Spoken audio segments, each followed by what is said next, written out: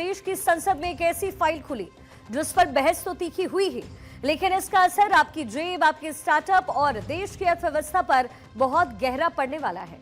हम बात कर रहे हैं कॉर्पोरेट कानून संशोधन विधेयक 2026 की।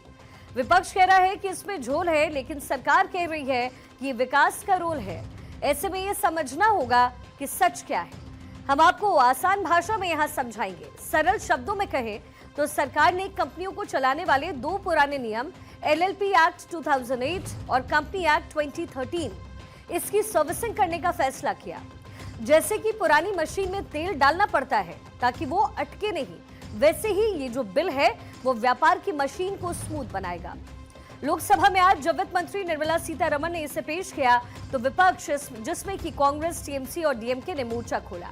उनका आरोप है कि ये बिल सीएसआर यानी कॉर्पोरेट सोशल रिस्पांसिबिलिटी, कंपनियों की समाज सेवा पर खर्च किए जाने वाले पैसे के नियम को और ज्यादा कमजोर कर देगा। अब बिल के मुख्य प्रावधान क्या है, जरा ये समझिए। जेल नहीं, जुर्माना होगा।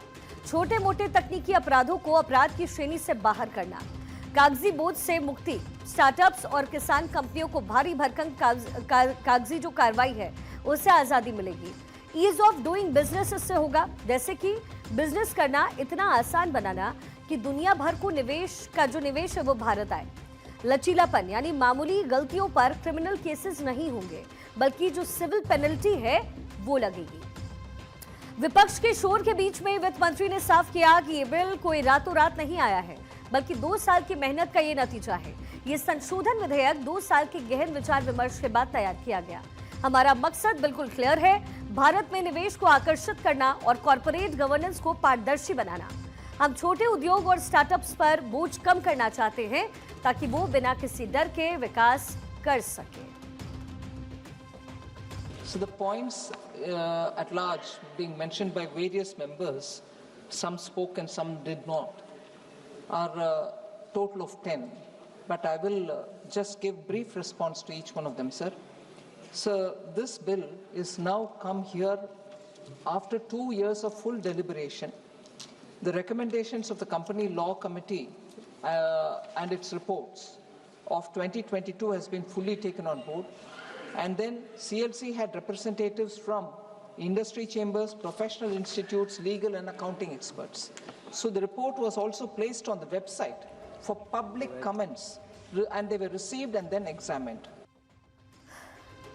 और अब सवाल उठता है कि इसकी जरूरत क्या थी? क्या पहले वाले कानून खराब थे?